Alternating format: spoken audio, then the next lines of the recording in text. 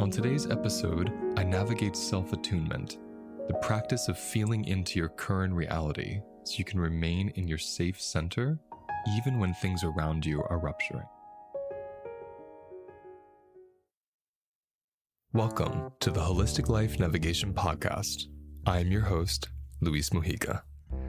I was sick and depressed until I discovered that I could make music, and then my whole life transformed because I began learning how to listen more deeply. Listen to life, to the people around me, and to my body. And that's when I realized that the body speaks through sensations, and learning this new language meant relearning my body and mind. I soon healed myself of many chronic conditions, and then began teaching others how to do so as well. Holistic Life Navigation combines nutrition, self-inquiry, and somatic experiencing to help you release stress and trauma just by listening to your own body. This podcast serves as a place to share my experiences, as well as the experiences of many others who have healed and are healing through unique, unorthodox, and unusual ways. Your time to learn begins now.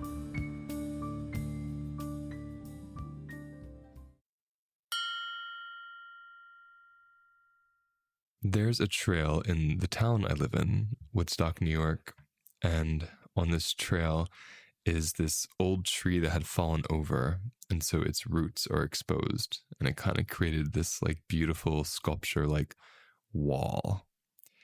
And for many years I would come to these roots and find little gifts from the people in our town. And you could feel the collective love for this beautiful being, these roots. Its exposure means less nutrients going to the tree, and slowly it shrinks until it becomes dust again. I think of Joni Mitchell's lyric, "Petrified wood process tall timber down to rock," from her song "Don't Interrupt the Sorrow." The transformation of form is required for life to exist. What is unconscious to us feeds off of us quietly in the unknown underrealms of our soma, our bodies. Exposure means I can see it, I can witness it and tend to it. And by seeing it, I realize I am not it. I'm a witness of it. Trauma is this unseen life force that moves through us all to help us survive life. We can see it through gestures, behaviors, winces, and body movements. And we've been blessed with sensation as a means to feel what cannot be seen, as a means to make the unconscious conscious, just through feelings. Like these tree roots, we can support the upturning of our unconscious stored trauma so it can emerge from the numb, dissociated state beneath our trauma responses. The subconscious soma is like a deep ocean that nourishes these parts of us that believe they must be in defense, in protection, and in expectation of threat. Sure, threat exists everywhere, but is it happening right now to you? Is the threat that you feel in your body a memory of threat, an expectation of threat, or an actual real-life threat in front of you? There isn't one answer. You will know the answer when you ask that question. I'll ask them again. Is the threat you feel in your body, the stress, the anxiety, the tension that you feel, coming from something being remembered, something being expected, or something right in front of you if you open your eyes right now? Take a moment, pause this if you need to, feel the difference. The practices that I've developed help me to discern between then and now, between future and now, via sensation and attuning with my reality. When I touch these roots I talk about, the very parts of a tree that usually remain a buried mystery beneath the earth, I feel a sense of presence. I don't feel what's being said in the news. I don't feel the current political crises. I don't feel the climate crises. I don't feel my childhood sexual assault. I don't feel my traumas. I don't even feel my identity as a gender or a human for that matter. I only feel this presence without identity. True peace for me that could only be presented as a gift from the earth's own subconscious via these tree roots. This is just a simple way to, or maybe a poetic way to describe healing trauma and self-attunement. And I thought it'd be nice to speak a bit about the practice of attunement, because it's very easy to see attunement as a form of bypassing. If we think of a tuning fork or tuning an instrument, I think of like when I tune my guitar, I watch someone tune my piano, you feel and you hear this bending note until it hits this resonance with the other notes and it's in tune, right? So there's this sense of balance and symbiosis vibrating off one another. When we think about the world and we think about our own individual nervous systems, our nervous systems are attuning to where we orient. So if I'm thinking of something and I'm in that thought, my nervous system is going to follow that thought and attune to whatever I'm orienting toward. If I'm seeing something in front of me, my nervous system is going to orient and attune toward that. Because most of our experiences are largely unconscious, and most of them are largely somatic, they're going on and we don't even know because we may be numb to sensation, we don't notice how often we're actually attuning to things outside of our reality. A past episode, I talked about how I was walking through the forest, and in my mind, not even in my earbuds, but in my mind, I was playing a song over and over again. And I was feeling it. It was a great feeling. Yet, it wasn't actually the feeling of the forest. When I paused and noticed, and I started looking at the forest and hearing the sounds, this incredible sensation came through my body. The sensation of my current reality. This is not to say that we shouldn't fantasize or enjoy dreaming, or write poetry or invent things or design or even set goals. What I'm offering here is the awareness of how it feels in the body when you're attuned to your reality compared to being attuned to a future or past experience, particularly future or past traumatic or threatening experiences. When I was afraid to fly, I'll even go before then. When I was afraid to perform music in front of people, I had a horrible fear, horrible, visceral, somatic fear of performing music in front of people. And I booked my first show ever, and there were 100 people coming, and I was terrified. I wasn't celebrating, I was terrified. And I remember every night I would lay in bed, I'd be filled with anxiety. It was electrical, it would just rush through my body. I couldn't sleep, or I'd sleep for a couple hours and I'd wake up in a panic. Because I was unconsciously, somatically orienting toward all my fears of what it would mean to perform in front of people months away. So every day building up to that moment, my body was just suspended in this anxiety. And I've come to understand that this anticipated anxiety is far worse than real-time threat, which might sound strange. But if you think about it, if I'm imagining something horrible is going to happen for months, or remembering something horrible that already happened for months or years, I'm suspended in the sensation of real-time threat. My body feels the threat of those experiences, the ones that haven't happened yet that I'm imagining are, or the ones that have happened that I'm remembering. So I'm stuck in this kind of time travel, this other realm, right? Where my soma, my physical being, my body, is in an active trauma response. It's hyper adrenalized, it's hyper vigilant, my blood pressure is higher, my nervous system is activated, and I'm living in that. That's my baseline because of this anticipated and remembered threat. When threat actually occurs, I'm not suspended, I'm responding. If something explodes, I run or scream.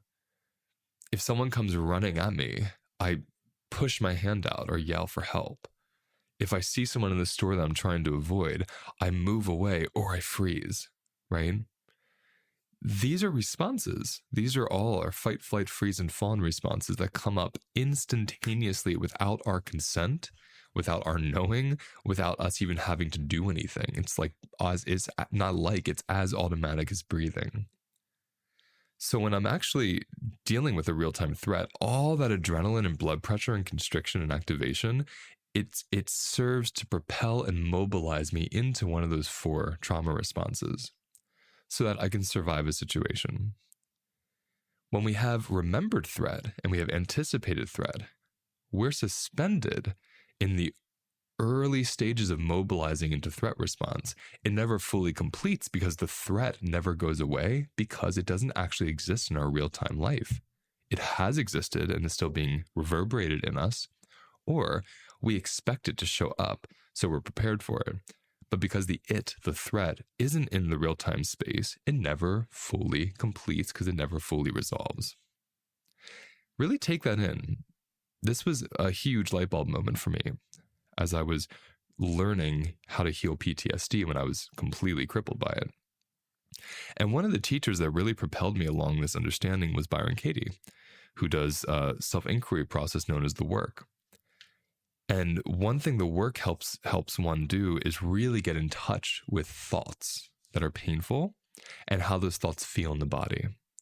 And through doing her work and understanding what she says about past, present, and future, I started understanding somatically just how biological anticipated and remembered threat is. It's not just something in our mind that replays like an image. It's something that becomes our biology. And over months and years and decades, it becomes chronic constriction, chronic inflammation, and medical disorders or expressions or diagnoses. This is pretty profound because it shows us the power of the mind and body connection. It shows us the natural alchemy of the body. And when a thought drops into the body, there's the actual chemical equation that responds to that thought. So I say all of this so we have some awareness and language as we come back to this conversation around attunement, attuning to my reality. In this era of our lives with so much social technology and news and televisions and radios, we are so constantly orienting to other people's realities, whether it be someone's controversial political views, whether it be someone's wedding, whether it be a war around the world. We are orienting all day throughout the day towards situations outside of our reality. Now, there's a difference between acknowledging and orienting, and this is where the nuance comes in that I love to discuss. I can acknowledge pain. I can acknowledge abuse. I can acknowledge, again, war happening in another country. I can acknowledge that my country and my taxes probably started most of these wars. And am I orienting toward them? That's the piece we want to sit with here. My ability to acknowledge means I am respecting reality. And through that acknowledgement, it changes me as a person. If I'm acknowledging war and it hurts me that there's war and people are killing each other, I may think, how can I not kill someone today? Not literally for me, but emotionally. How can I not cut someone off when they're speaking? How can I let more people cross the road in front of me as I drive my car? Can I drive slower and not injure a wild animal? That's where I go from acknowledgement. Maybe through acknowledging, I say, I'm going to spend $20 a week of my budget on relief efforts for refugees. That's my way of contributing. So acknowledging is powerful because we see it, we take it in, we feel it, but then we also learn how we can respond to it or how we use the situation to create a difference in our own lives and other people's lives. Again, if I see something painful on the news, it might inspire me to bring more peace or beauty to my life, to honor the pain. If you want to take this work deeper into your lives, I strongly recommend joining my next 6-week course. It begins on Monday, July 25th.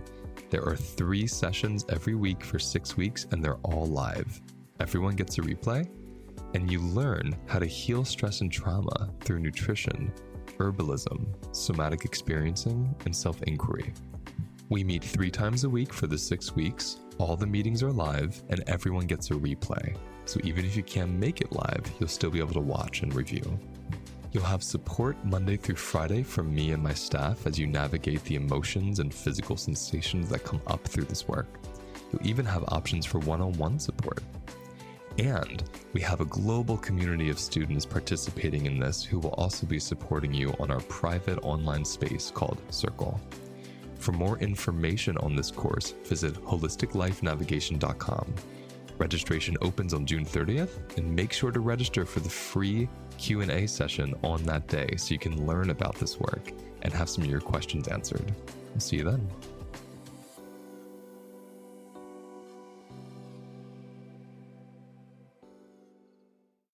Now, attunement is very different. If I'm attuning to the war, if I'm attuning to the person's wedding, if I'm attuning to someone's controversial political views, my body is taking on the chemistry of that experience as if it was mine. I call this somatic empathy. I see something, and the chemical equation, the biochemistry inside of me changes to reflect that thing I see. Whether it be psychic, like I'm literally picking up on it, or whether it be imagined, like, oh, my body imagines that feels this way, so then I feel it. It doesn't really matter to me, because the reality is my body is flooded with pretty big sensation around a certain experience, right? Specifically around a certain experience that isn't mine. And that's the piece that's so important here. When I'm unconsciously attuning and orienting to other people's realities, whether it be as collective and large as a war, or as small and individual as a celebrity's wedding, I am taking in information of other people's experiences on a somatic level, which affects my life. Because when I'm taking in other experiences that aren't mine, similar to what I said about suspended or anticipated threat, there's no resolve because it's not mine. I can't respond directly to a war. I cannot. I can respond emotionally. I can send money. I can protest. Those things I can do. But I'm still not in the street responding to the threat of war. So it's not resolving in my system physically. My trauma response, I'm not talking about the war, my trauma response isn't resolving because I'm not there. So the buildup of information of other people's experiences through attunement and orienting creates a dysregulation in my body. So much charge that builds and gets stuck, and then my life gets affected. It may trigger me to abuse drugs. It may trigger me to abuse people. It may trigger me to binge eat or overwork. It may keep me from getting any rest or sleep. And then I'm the person on the road screaming and beeping my horn when a car is driving slowly, not creating peace in a world that really could use some peace. Attuning to my reality looks like this. There's a vision of war on the screen. Whoa, I felt the rush of it. I'm acknowledging the pain of it and that I probably want to do something as much as I can with it. And I come to my experience. I look around my room. I look out the window. I see the forest. Or if I'm living in a city or a neighborhood, I look out the window. I see other people or their homes. I feel in my body my experience while I visually take in these global experiences that aren't mine. I'm scrolling on Instagram and I see like a beautiful man, doing yoga. And I have a history of feeling really inadequate in a male body. So I orient toward his experience and I start feeling shame. I start feeling a comparison.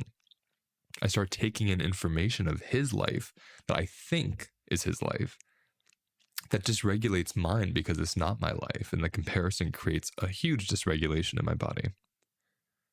However, I see him doing yoga. I come back to my body. I look at my yoga mat and I think, I'm going to go stretch for 5 minutes. I stretch for 5 minutes and I feel great. I have no need to scroll or compare myself to people.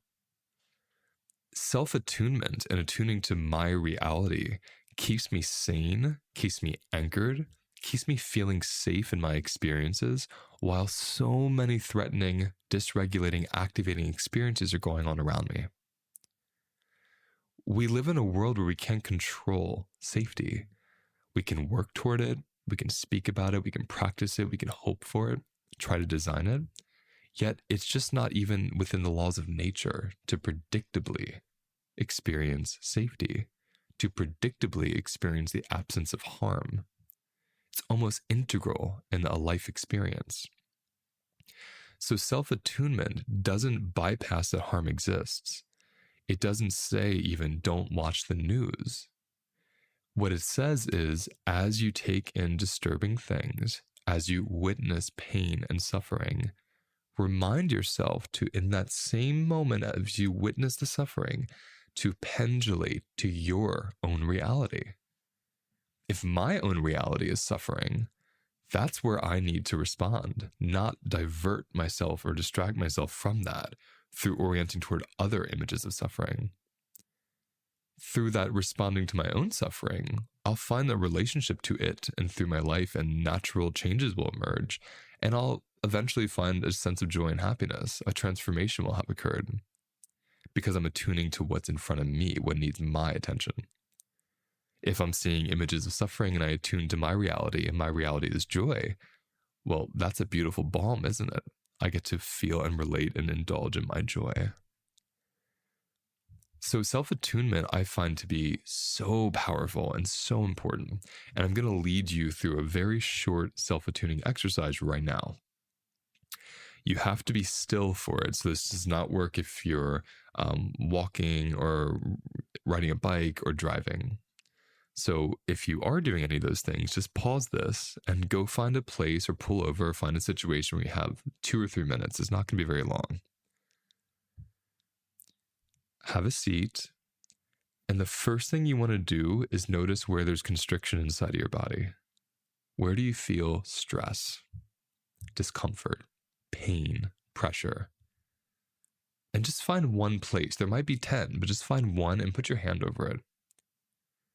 And with your hand there, just notice, what is this pressure in response to?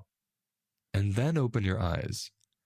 Look around and really look around. Look behind you, look above you, look to the side of you, look below your feet, look up at the sky or the ceiling. Look beyond the screen or the phone or wherever you are, where there's some kind of like windshield even. Look as far beyond as you can with your eyes. And notice, is this stress in my body right now congruent with my current reality? Is there something in this current reality causing the stress? And just give that a couple seconds. Now, what's really cool is your body will show you, oh, wow, yes, it's this thing. Or it will say, no, this is different. This is from something that has nothing to do with this moment. So just even not knowing what it's from, but establishing the discernment, the difference between, oh, this moment is incongruent with this sensation, that right there tells you there's a suspended threat somewhere in your body. There's a remembering or an expecting going on, but it's not a response to what's right in front of you right now. So then, as you take in the area around you, notice how it feels to be in your reality. Take in a tree or a plant or a shape or a color or a person, and notice, where do I feel that in my body? Can I breathe a little better or deeper? Do I feel some peace? Do I feel a comfort or a joy or a tenderness? Just notice. If your current situation isn't a source of threat, what is it a source of? Peace, maybe? Happiness, maybe? Neutrality? Exhaustion? Maybe there's a little sadness? Maybe there's a grief. It can be many things. It doesn't have to be what we, quote, think is positive. But it doesn't have to be threat. There's a big difference. I can be irritated and not threatened. I can be sad or quiet or tired, but not threatened. It's very different. I have to say, when I say current situation, our minds will use that as proof that, yes, there is threat. If I am currently working 6 days a week and I can't pay my bills, right? That feels like a current situation. However, it's still not. The current situation means right now, second by second. If I have rent due tomorrow and I have $500 and it's $1,000, tomorrow when that day comes, I'll be in the present moment of, whoa, I don't have rent today. But right now, can you attune to your reality? Can you attune to the breath coming into your body, to the chair you're sitting on? Can you attune to the walls around you or to the food you ate earlier? Can you attune to the relationships you have in your life? Can you attune to having a body? There's so much we can attune to that can give us the absence of threat, the sensation of absent threat. And why we do this again is not to bypass the reality that I can't afford rent tomorrow, but to not be living second by second in a state of threat response until the inevitable moment where I don't have rent, right? If there's an inevitable threat coming, it doesn't help my body to stay charged until it comes. It does help my body to find resource and ground and anchoring until it comes, because then I have more capacity. So when this experience occurs, and if it's traumatic, my body is going to, let's say, I don't want to say heal because it's not about healing. My body's going to have more resilience. It's going to have more flexibility. It's going to recover and repair much quicker than if I'm stuck in the expected oriented state of threat. So I hope this takes you somewhere. I'm sure it will. And I'd love to hear where it takes you. You can always go on my website and there's a contact form and you can write to us and let us know what happened for you, what questions came up, any feedback or input. As we learn this practice of orienting and attuning to our reality while simultaneously respecting and acknowledging what happens in the world, we get to move through this world with a lot more balance because we're actually connected to our realities. So second by second, we're building the resourcing until the next inevitable thing happens. Well, I hope you enjoyed today's episode. My question for you is, where do you feel the episode? Take a breath and just notice. What's your body doing right now?